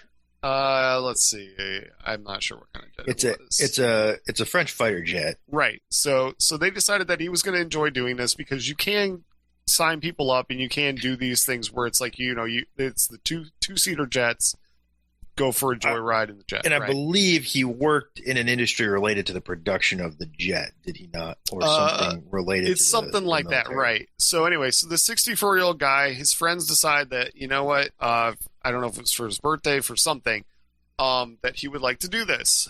And so they got him to do it. He didn't really want to do it, apparently, but did it anyway. And at 2,500 feet above the earth, freaked out, accidentally grabbed the ejection lever and ejected himself. Oh my goodness! This article has a lot less detail than the one that I read. So yeah, he's fine, by the way. Yeah. He is fine. The pilot apparently suffered some damage too, just because when the guy was ejecting, he apparently smacked the pilot or hit the pilot in the face somehow. I think my article doesn't really have a lot of details. Yeah, this article there was another article I found that had way more detail in it. So it proves once again that the French will surrender given enough pressure. But oh my goodness. So I believe what it was is that this gentleman worked in the industry. I think he might have worked for Dassault. So it was a Dassault Raphael B, which is a military fighter jet in the French forces. And they set him up with this I forget the reason, but they set him up with this ride. But like he didn't want to say no. He kind of felt pressure to take it, but apparently he is afraid of flying and stuff like this. And like apparently he had like a Fitbit or a Google Watch or whatever. So it was talking about how it was recording his heart rate leading up to this, just in like the pre-flight briefings, and his heart's already racing. That's terrifying. So they're going to pull a lot of G's. So if you're terrified of flying, there's no better way to get over that than in a 900 mile an hour jet. Yes. Yeah, but guys, he was only at 2,500 feet. Yeah, they weren't going 900 miles an hour yet. No, but I'm saying, though, that's because apparently they were still climbing. Like, they had not even remotely gotten in the air. So they did, like, a combat takeoff. Like, they pulled really hard and pulled a lot of G's on takeoff. And they had... This poor guy. They had... Let me see if I can find... Because you need more details. I know, I'm sorry. The article I have, like, has... It's like 4 paragraphs, and none of it's really There was a lot awesome. more... So, Let's see. Man, ejected from jet. I just found it funny. I love it. 2,500 feet, guys. Yeah. It's not very high. No. His parachute did deploy. Apparently his ill-fitting helmet flew off. So he went in the air and lost his helmet and then floated back down to the earth where they picked him up. He was fine. They barely suffering a heart attack. Barely took off from the runway, and we're over the end of the runway when the guy ejected. Yeah. Okay. So I'm looking at a graphic here from the French government's incident report. My guess would be from the article that he was I probably trying to grab hold of something to hold on to. I would guess, and just grabbed the wrong thing is what it sounds like. It doesn't sound like he was trying to eject himself. So what I must have read, and I can't find it now, was like the full incident report, because it had lots of detail, and all these articles are like 2 paragraphs. They're leaving out a lot of it. So I'll have to dig deeper. But essentially, yes, he was only, they kind of do a test on you health-wise and stuff to see what the limit of the G's they can pull during your ride is. And they took off and yanked some G's, and I think he was trying to hold on. And there's some hand holds in some places, and in the other places the handle for the ejection seat. Right. Now, the irony of all of this is this event exposed a flaw in the ejection seat system. Oh. Interesting. This is good. This is good. There's a switch, and this is where the bigger article, I wish I could find it now, because apparently there's a switch that can kind of control essentially if the seats eject separately or when one guy goes, they both go. Right. And the switch was set to both go because that way the pilot was in control, that just in case there's an emergency, the pilot can blow it and the passenger along for the ride gets out as well. Well, when the man accidentally ejected, the pilot's seat did not eject for some reason. Well, that's good. It actually saved the aircraft because the pilot brought it back and landed it. And so it actually saved the aircraft, but it exposed some sort of glitch where his seat didn't eject and it was supposed to. That's interesting. So it's pretty interesting. And so I think the pilot was injured just due to like the way the canopy blows out to get out of the way for you to eject, but then he didn't eject. So the moral of the story is don't fly a jet in France. There's one article I'm reading grab here. The ejection handle, and if you're afraid, just don't do it. Oh, that, yeah. Oh, that too. There's one article I'm reading here from Car and Driver.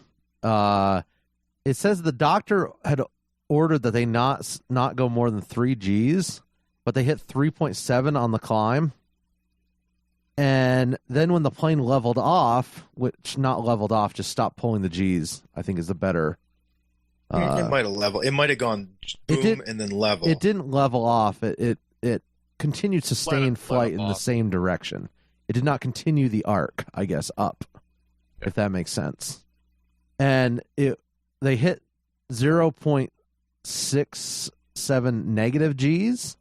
So then it pushed down, which pushed so it did level. Bit. So I guess it pushed a little bit. It did level. But level, would you call it level though when it's not actually flying level flight?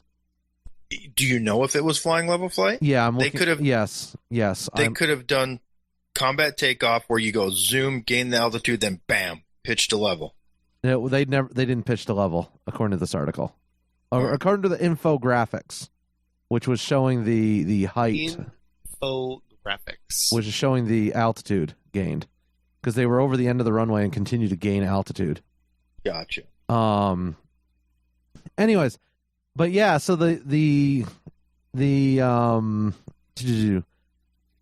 pilots, the pyrotechnics blew a hole in the pilot's canopy. The first ejection damaged the front seat such that it didn't eject. So it's supposed to fire the back seat and then fire the front seat.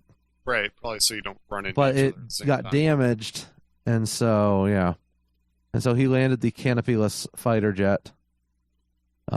Man, can you imagine being that pilot though? Just driving with the top down. Yeah, but can you imagine being the pilot when all of a sudden it flies off? Like, and you're like, what the heck just happened? It's like I just lost my passenger.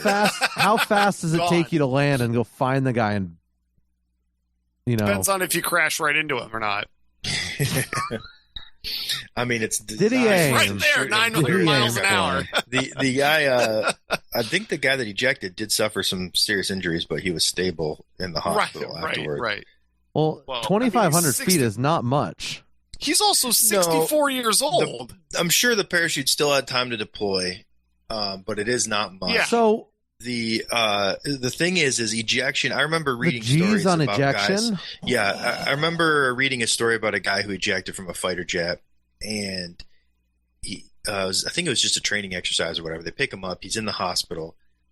His wife comes to meet him, and he gets up out of the hospital bed to like hug her, and he's now shorter than her. Yes, he was taller than her before this happened because the compression on his spine. Wow. Now some of it came back obviously, but yeah, there's some serious. I mean, they have serious. We're doing things your body should never do to avoid your body being completely destroyed. Right. It's really the purpose of a ejection seat. What are in those ejection seats? Is it rockets that go off that fling you, or is it like a giant? It's like an explosive. Well, it's like an explosive charge. Spring. Haven't you watched like Bugs Bunny? It's a big spring that just goes like boing. They wind up the spring before the pilot gets in. Yeah, it's pyrotechnics. It's explosives. That's what I thought. It's like rocket boosters under your seat, which is terrifying. I don't know why. Yeah, it just because of compression on your spine. You remember the old fighters like the P-51s and stuff, and in World War II, they slid bail open out the canopy and jumped out. Yeah. It's like eject. Just slide the canopy open, jump out. Well, it wasn't eject; it was bail out. Right, it was bail out. Yeah, so crazy. Hope that you have enough time. They do that in quite a few scenes in Midway. Really? Yes, they do. They do. Yeah, yeah. For those Mattis didn't watch. He was too busy crying about the graphics. About that movie, guys. Sad day. That movie. Sad day. Ozzy. Wow. Yo. I got to ask you a question. We had a listener reach out and ask you. Grab our. If you're watching on the video stream, if you're watching the video stream, you're in for a treat. We're so sorry. If you're watching on the video stream, it'll be the last time you watch the video stream. Definitely. Mathis, you basically are Carol Baskins. Thank you, Joe. Thank you, Joe. Hey, all you cool cats and kittens. All right, so what did this listener? So the listener reached out to me. Hello, listener. Thank you, Patrick, for reaching out. He wanted to know, Ozzy, that since you're from New Jersey, do you know of a pizza place in Wayne, New Jersey that only serves dessert pizza? I do now. So if I can get this straight, you did not know about this before. I did not. Does this make you want to do a road trip? No, because that's so near New York right now, and New York equals death. So follow-up question, since you're from New Jersey, do you know Carlo from Carlo's Bakery? No. That's a good or question. Buddy. It's actually Buddy. No, I do not. New Jersey's a pretty small place. I have been to Jersey City, which is where that is. Or I'm sorry, Hoboken. I'm sorry. Why did I say Jersey City? They're basically the same thing, though. But we have been to Hoboken, but we have not actually walked around Hoboken. We've just parked there and then taken the ferry over to Manhattan. I've been to his chain store in New York City, near Times Square. But you guys ever been to Cats? No. Thank goodness. No, I have not. What? Whoa. No, not the play. No. Not Cat's the play. Deli. Cat's Deli. Okay. No. We were talking about Broadway musicals before, and I'm like, why is he going back to Cats? I have watched Cats once, and I've regretted it so. That is the best pastrami on rye I have ever had in my entire life. I have never been there. That's like South Manhattan, isn't it? So is that the one? I've been to one in New York where they always put 3 pounds of meat. Yes, that's the one. That's the one. Yeah. So it's the one you order at the counter. So we go in there. I don't know if I told this on the show or not. I think I might have. Probably, but do it. It's again. worth telling it again because do it again. So Alyssa we've added one listener. Alyssa decides that she's going to drive through New York City just to get a Cat's sandwich. That is a bad idea. Insane. That is a bad idea. Stupid. In a rental vehicle. In a rental vehicle. At 5 p.m. in the evening. That's even worse. So in other words, she decided she's going to sit in traffic, not drive. Right. So we made it through to Cats perfectly fine. There was no issue with the traffic. Yeah. Traffic is not that bad if you don't know what you're doing in New York City. And so if you don't know what you're doing. Because, we had nowhere we had to go. We knew we had to get to the other side. So you just follow the green lines on Google. This is like Detroit. Traffic's not bad if you don't know there's a protest going on.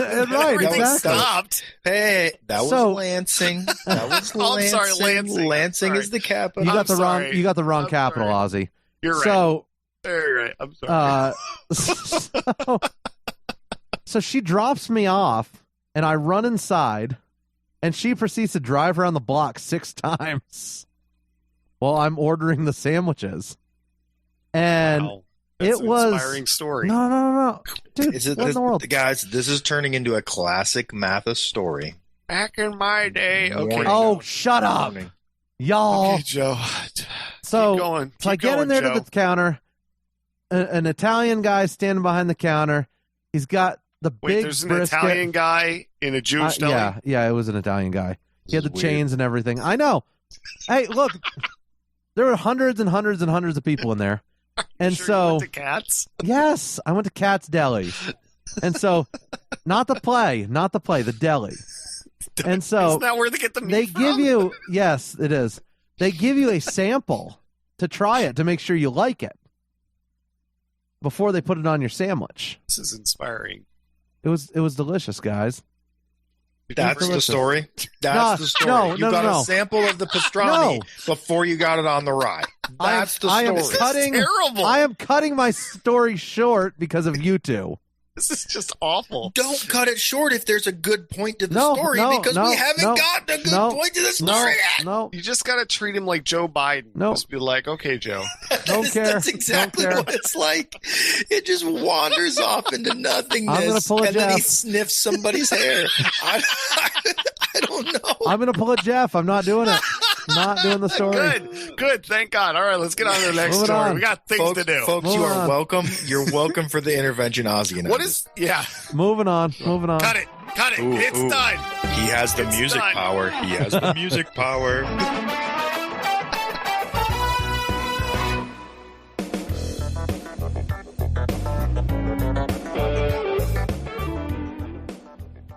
My name's Joe Biden. I'm a Democrat, and I love John McCain.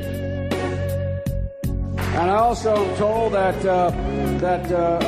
Chuck Graham, state senator's here. Chuck, stand up. Chuck, good to see you. Oh, God love you. What am I talking about? I tell you what, if we do everything right, if we do it with absolute certainty, we stand up there and we make really tough decisions, there's still a 30% chance we're going to get it wrong.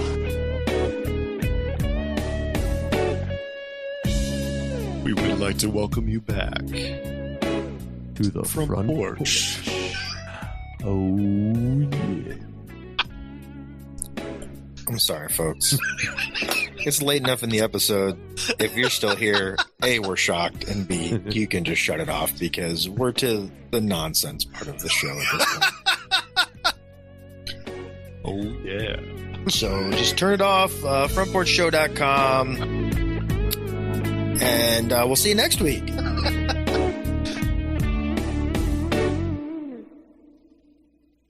And that's it. That's all the music. Oh, that's, good. Wow. That's all the music. Yeah, just stop.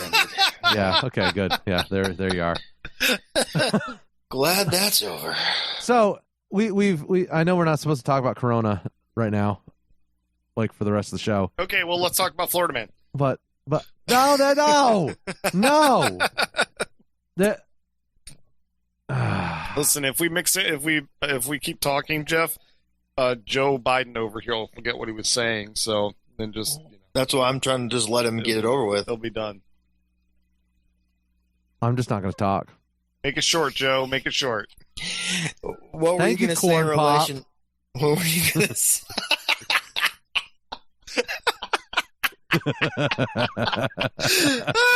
I am not going to come play with the hair on your legs. I am not going to come play with the hair on your legs. I'm out. I'm out. Creepy, guys. That's so creepy. Oh boy. Oh, why? Why, Uncle Joe? Why? So, what were you going to say in relation to Corona? Oh no! So I stumbled across a funny not an article. Yeah, it was an article, a video. That was a video. Biden. Just shut up. I stumbled across a hilarious video of. You stumbled across your words. Your words. It was a video. No, article. Video. Article. Oh, it can't be both. I can't justify this internet thing. Was it delivered via tubes? Yes, it was. A series of tubes. Was it slow because everybody else was ahead of it? Like a little bit. Where are we going here? So I stumbled across John McCain. No. So I stumbled across this. I thought it was hilarious. This is a supermarket owner or manager in Australia. Who manager, worker, it's one of those, I don't know, sniff somebody's hair. He did not sniff people's hair. He was mad about the folks who were hoarding toilet paper. And so, well, are you guys done? Are you good? It wasn't. Yeah, we're good. No, it wasn't just that he was mad. I mean, this is epic. So let's more is this coming. Is good. More is so coming. this is off of the Paul Murray show in Australia. Ooh, Australia is going to be good. without doubt, an absolute sensation is the bloke from the shopping centre in South Australia who we showed you last night. A bloke who gave the middle finger to somebody who wanted to return thousands of toilet rolls and get a refund. This was Literally the tape that he put out a couple of days ago. Everyone had just bought the things that they had needed for their immediate short term, we would be fine.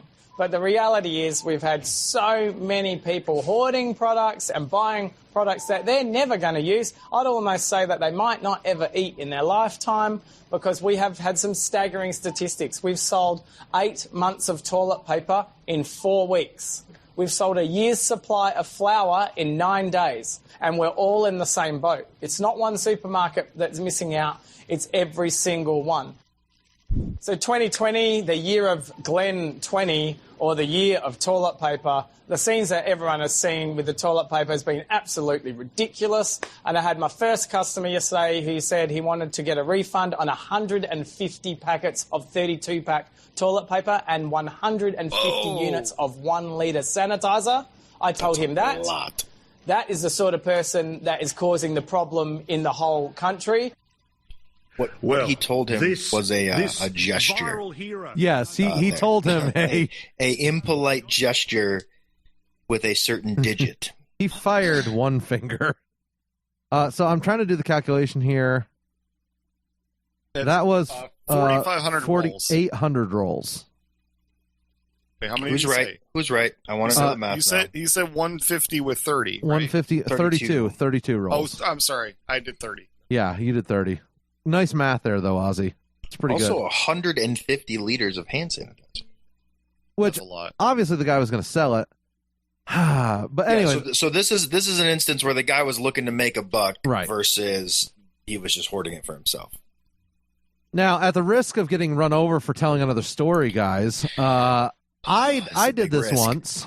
I did this once. Shoot you, Aaron! I did this once. I did some got my attention. So I went to snow camp. It was a church camp, in the middle of winter, and I decided to bring 2 cases of the cheap Mountain Dew from Walmart, like the Mountain Lightning. Yeah, I love the Mountain Lightning. Okay. I got some great memories because of my grandparents with Mountain Lightning. At snow camp. Wait, what? Interrupt you. Hold on. Just sounds the great memories of your grandparents' Mountain Lightning. It sounds like you might have snuck into their secret still supply. I actually have. Before the show, I did read an article on why moonshine is illegal to make and sell, or to make for yourself. Well, we'll have to get to that. We will get to that. Interesting article. Let's get to that after the Mountain Lightning. I'm curious. My grandparents' Mountain Lightning I found it hilarious. They had a refrigerator in their garage that had sodas. Among those were Mountain Lightning. Right. So I have these awesome attachments with Mountain Lightning and Matt. So I bring 2 cases of this stuff, and at the camp they were selling the name brand stuff for $1 a piece, and so I sold the off brand for 50 cents a piece. Cans, bottles. Oh, cans. Okay. Never with the intention of drinking it. I brought it to sell.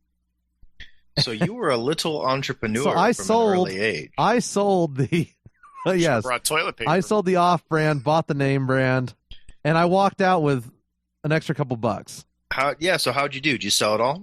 Yeah. Oh, yeah. Oh, it was gone. Because as soon as the snack shop closed down at night, kids are like, "Oh, I want soda."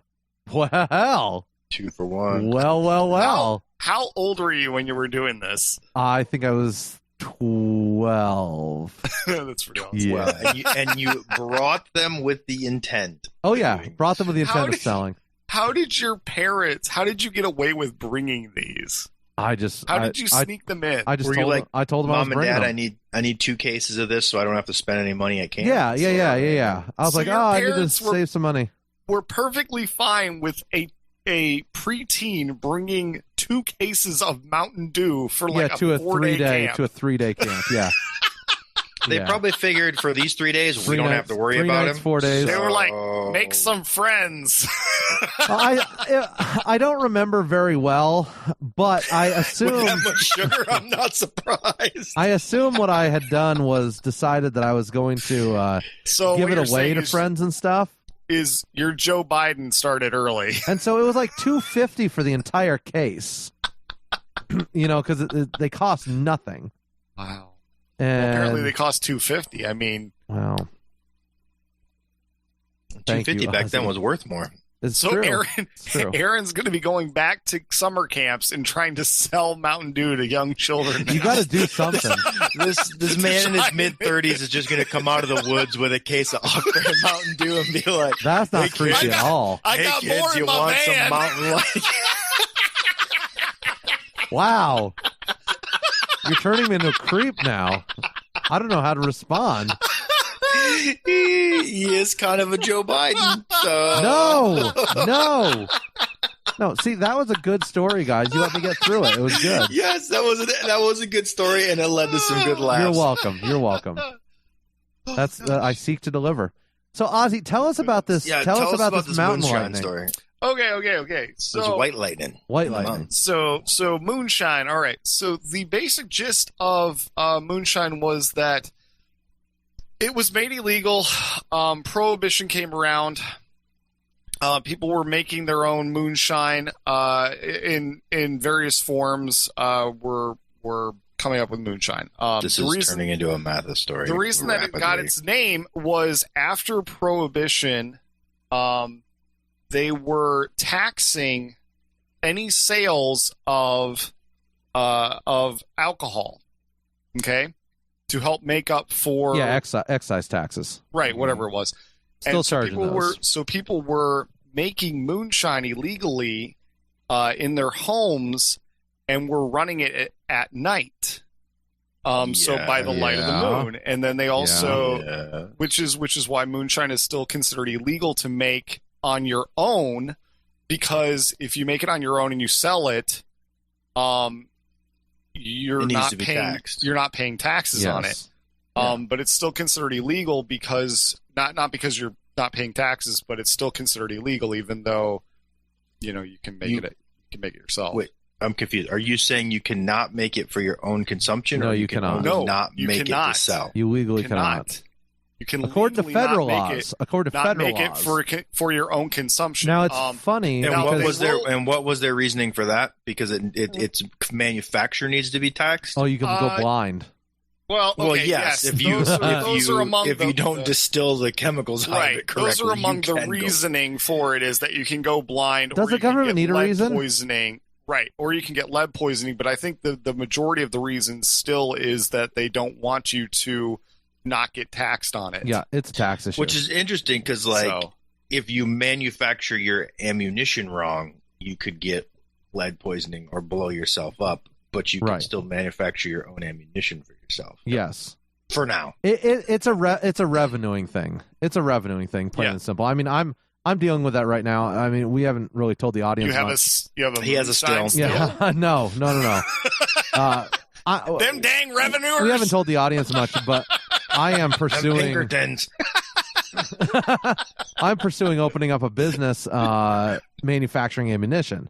And that's disappointing. I was hoping. So I'm dealing with the government and the tax industries, and they are. It's an absolute nightmare because no one knows what they're doing.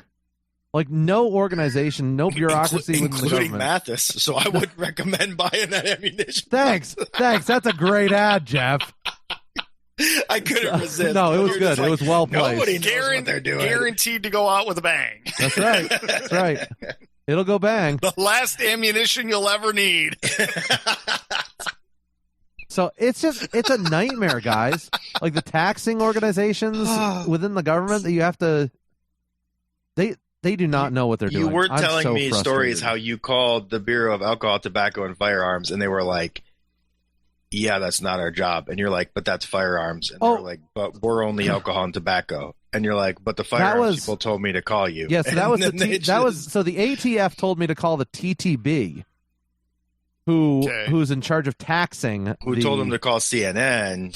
Who told him to call MSNBC? And now he's on stage as Joe Biden. The Commerce, it's like the Commerce Department of Tax and Trade or something, the Tax and Trade Bureau. And so the ATF used to collect the taxes directly. And so the ATF's like, yeah, you got to call up these guys because they're the ones who collect our taxes now. And because there's an 11% excise tax on all ammunition that's sold. Manufactured for sale. And so I call them up and they're like, yeah, we don't know anything about that. We just do tobacco and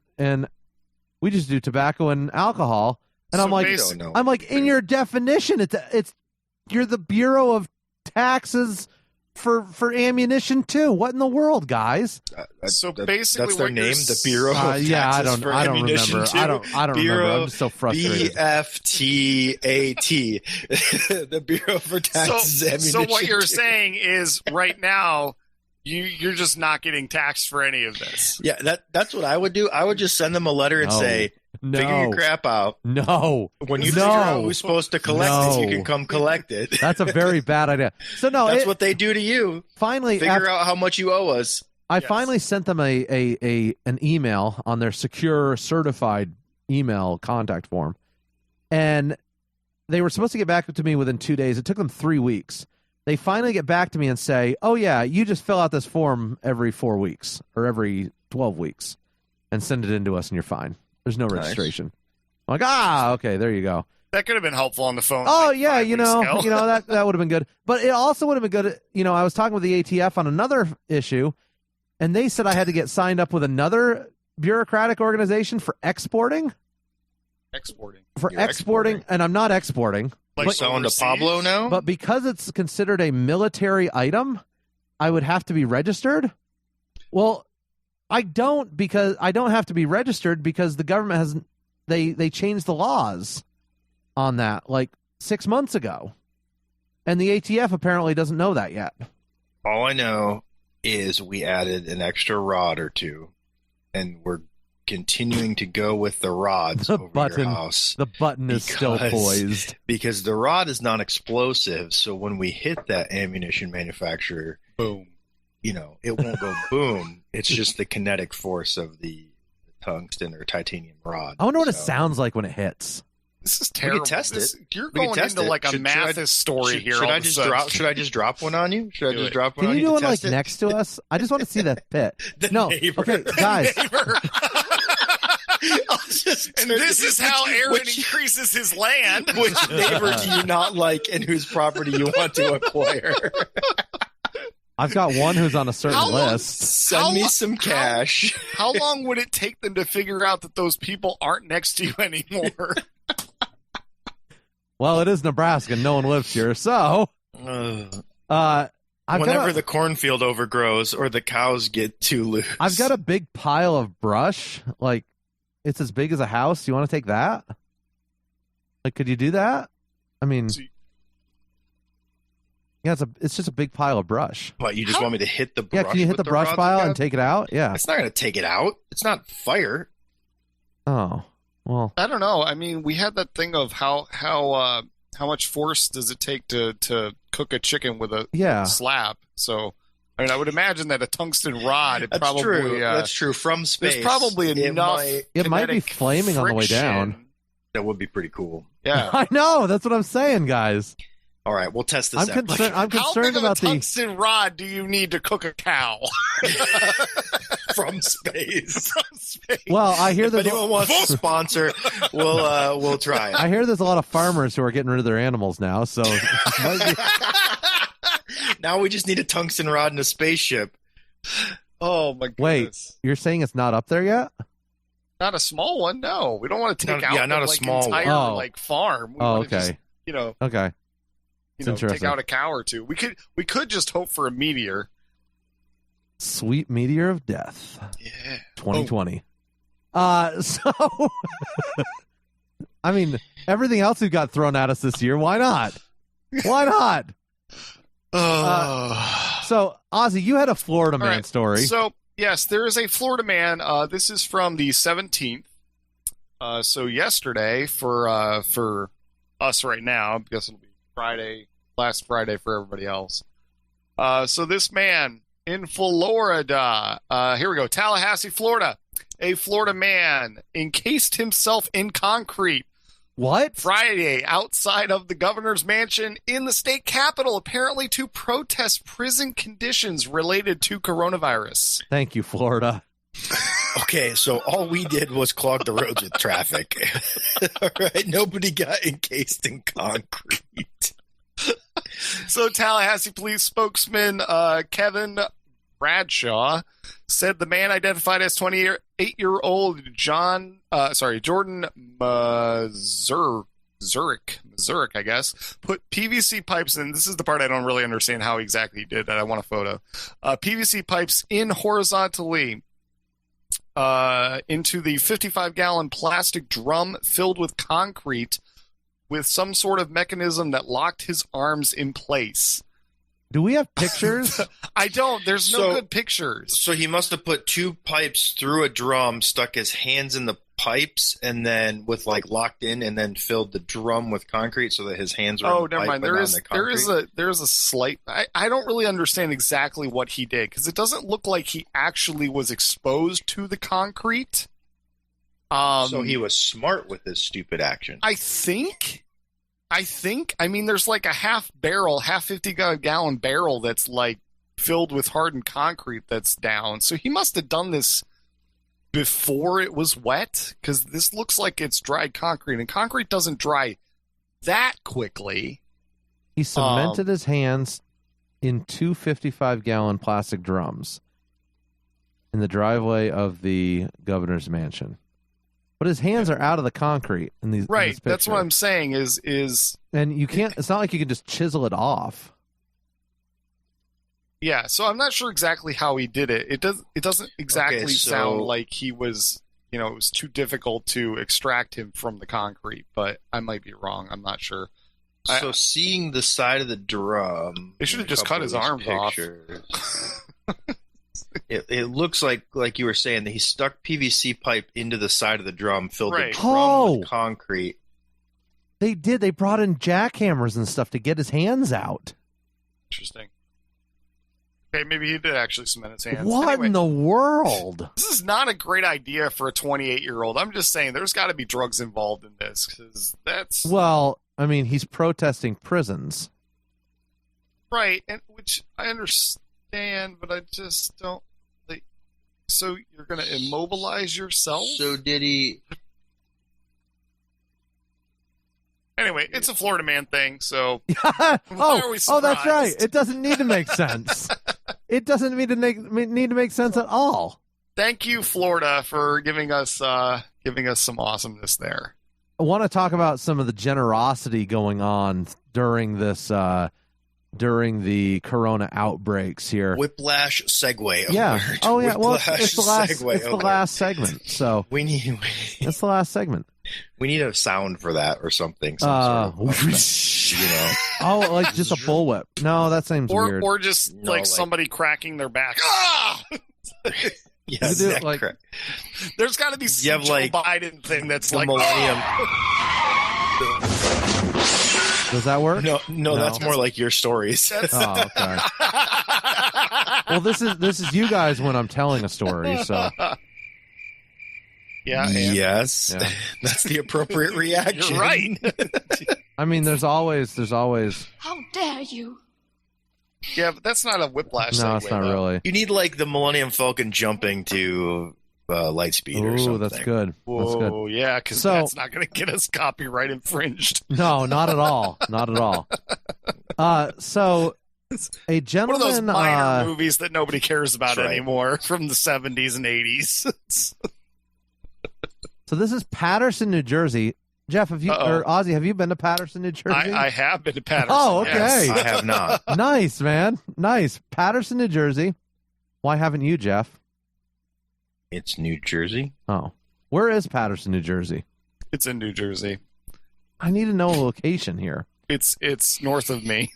Oh, okay. Well, that makes sense. Everything's north of you. Right. I'm not wrong. So this gentleman, minor Instagram celebrity, Jay Mazzini, He gifted 4 fast food employees $10,000 each with cash. Basically, a tip for doing what they do. Patterson is right outside New Jersey. Jeez. Okay, well, right. right outside of New York. Okay. Oh, so basically up where Wayne is. Yes, it's actually right near Wayne. Yeah. Really nice. So nice. maybe I have been to Wayne because I've been to Patterson. I looked at the map. I've been through Wayne, which is weird. Wow. Was that when you were driving in to get Cat's Deli? No. Your Cat's Deli sample? To watch cats when you were driving in to watch cats. I wasn't driving. Alyssa was. Oh, that's right. Alyssa was driving around the block while you got your sample. Right. From it was good. The Italian Frenchman that ejected from an airplane while he was slaughtering at the Jewish deli. The Jewish deli. My goodness. You people. And walls were coming down everywhere. Ronald Reagan was there. We had to get it in. We hadn't got it in yet this episode. I know. I was hoping I'd make it through an entire episode without you bringing it up. But no. We've thrown the focus off the generosity. Do you have other stories of this? Yeah, so there was another story of a gentleman who pulled into a donut shop and did the same thing. And offered to pay $10,000 for a donut, which is kind of cool.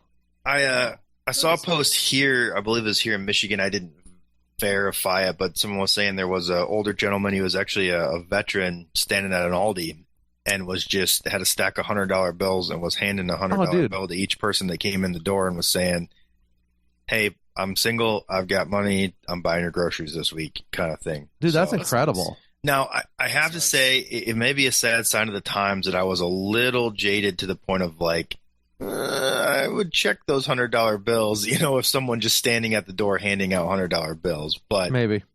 But I wanted to believe the story, and there wasn't anything in the news about fake $100 bills. So, yeah, it's like this Instagram celebrity giving $10,000 to the people at the $40,000 out, and I'm like, he's doing that just for the bit. So here's a question. I mean, obviously, some people are just doing it for the bit. Some people are like this guy. This guy wasn't doing it for the bit because he's not some Instagram celebrity. He's just standing at a store. The question is, does it matter if they're just doing it for the bit as long as it's getting out there? So let's pull back the curtain a little bit. We've done the same thing on the show. We did the same thing on the show. Wait, you gave away $10,000? No, you gave away $10,000 and I'm not getting I didn't get it. Sorry, no. What? Revolt. Guillotines right now. The show Contact that Frenchman. Eject. Yeah. How do I eject you from here? So, well, you can't because the seats aren't tied together. Apparently, there's a fault. Well played. Tying back the stories. So I'm gonna go get some cat burgers. We've donated as a show. We've donated up to, I think it's 500 now, of those ear protectors for the nurses.